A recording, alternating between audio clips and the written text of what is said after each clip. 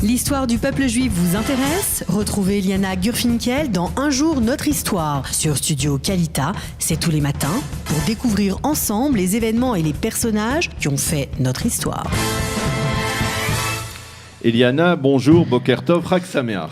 Bonjour Daniel, Hanouka Sameach à vous aussi. Hanouka Sameach, et ça se prête d'autant plus de vous souhaiter Hanouka Sameach que vous allez nous parler justement de Hanouka. D'un point de vue un petit peu historique, en fait, pour comprendre, parce qu'on connaît tous l'histoire du miracle, mais pourquoi est-ce que ce miracle va-t-il devoir arriver ? C'est-à-dire le contexte dans lequel il est arrivé, historique dans lequel il est arrivé. C'est important de replacer les choses dans leur contexte. Alors, on part il y a plus de 2000 ans.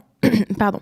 Et à cette époque, la terre d'Israël appartient à l'Empire syrien, qui est dominé par la dynastie des Séleucides. Alors, on a un roi syrien qui s'appelle Antiochus III, qui est roi de Syrie, qui va faire la guerre contre le roi d'Égypte Ptolémée. Il va prendre le contrôle de la terre d'Israël. Alors, Antiochus III, au départ, lui, c'est quelqu'un qui est plus ou moins, il n'a pas de problème vis-à-vis des Juifs, tant qu'il leur accorde certains privilèges. Mais au bout d'un moment, les Romains le battent, et donc il fait des batailles contre les Romains. Il doit à ce moment-là leur verser de lourdes taxes. Il décide de demander aux Juifs de Judée de donner cet argent.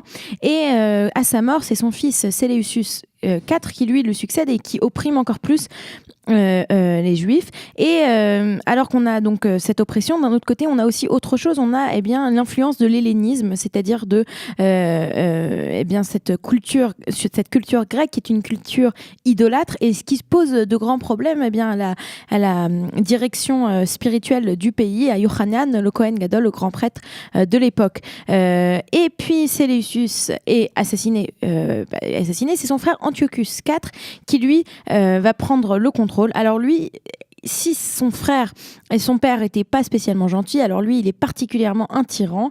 Bien qu'il soit appelé Épiphanes, c'est-à-dire aimé par les dieux, alors lui, il est véritablement quelqu'un de très mauvais pour nous, les Juifs. Comme il désire unifier son royaume, donc son royaume de Syrie, par le biais d'une culture et d'une religion commune, alors il va décider de déraciner tout le judaïsme et donc toutes les lois juives. Il va commencer par démettre Yochanan, le grand prêtre, de ses fonctions dans le temple de Jérusalem. Il va mettre à sa place Jason, son frère Yehoshua, qui est helléniste, qui lui n'a aucun problème à disséminer des coutumes grecques au temple. Et puis ensuite, il va lui continuer. Parce que c'est important de souligner qu'à cette époque, il y a dans le peuple juif, en Eretz Israël, il y a ceux qui restent les gardiens de la tradition, les gardiens de la foi, les gardiens de la Emouna, et il y a ceux qui sont en processus, on va dire, d'assimilation. Exactement. Et il faut aussi rappeler, qu'on connaît même bien aujourd'hui. Exactement. Il faut rappeler qu'à cette époque déjà, en fait, c'est ce qu'on va voir dans quelques instants. C'est ça la grandeur des Maccabées, c'est que pour le moment, le peuple juif, ça fait des dizaines d'années qu'ils ne sont pas indépendants sur leur terre. C'est-à-dire qu'ils vivent sous occupation, que ce soit l'occupation syrienne, l'occupation des Romains, etc. Les Romains, ça sera plus tard. Plus tard, oui, mais bon. Et Antiochus part se battre en Égypte, et alors quand il est en train quand il se bat en Égypte, en Israël, on essaie de se révolter un petit peu, ça l'enrage. Et quand il revient, alors à ce moment-là, il va se déchaîner contre les Juifs, il va tuer des milliers de personnes, et il va émettre une série de décrets terribles contre eux. Alors par exemple, il va interdire toute pratique de la religion, les rouleaux de la Torah sont confisqués et brûlés, le Shabbat, la Brit Mila et la cacheroute sont interdits sous peine de mort. Et les hommes d'Antiochus, ils se baladent de ville en ville, de village en village, pour forcer les habitants à servir des dieux païens. C'est la célèbre histoire de Hannah et de ses 7 enfants. Et il y a qu'un seul endroit en fait où on a une résistance juive, ce sont les collines de Judée, car elles ont de nombreuses grottes. Et c'est là en fait que les Juifs arrivent à se cacher et à conserver leur judaïsme.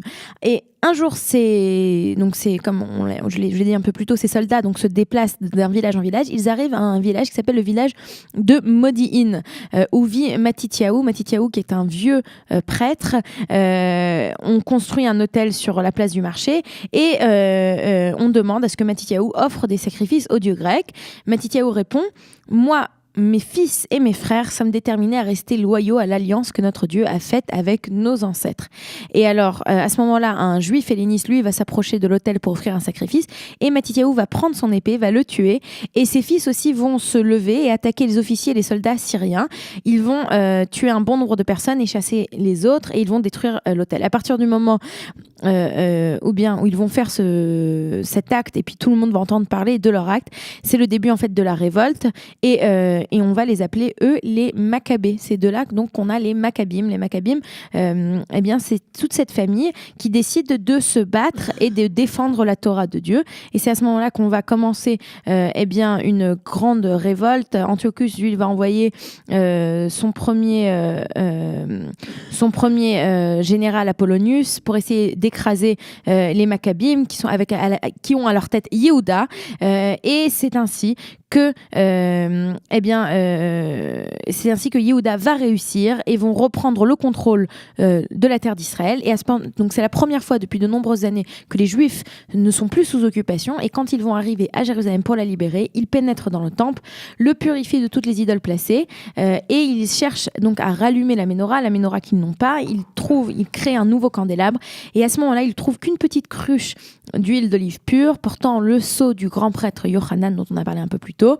Elle n'est censée suffire que pour l'allumage d'un seul jour, mais on a un miracle et elle va brûler pendant 8 jours. Voilà. Merci Eliana de nous avoir rappelé l'histoire de cette fête de Hanouka qui débute donc aujourd'hui, qui va se prolonger pendant 8 jours. 8 bougies de Hanouka. 8 beignets. 8 beignets, de nombreux beignets effectivement. Merci d'avoir été avec nous ce matin pour nous parler de cette fête. On marque une pause et on se retrouve dans quelques instants pour la revue de la presse et des médias. Vous aimez l'histoire juive ? Retrouvez Liana Gurfinkel dans Un jour notre histoire sur Studio Kalita. C'est tous les matins pour découvrir ensemble les événements et les personnages qui ont fait notre histoire.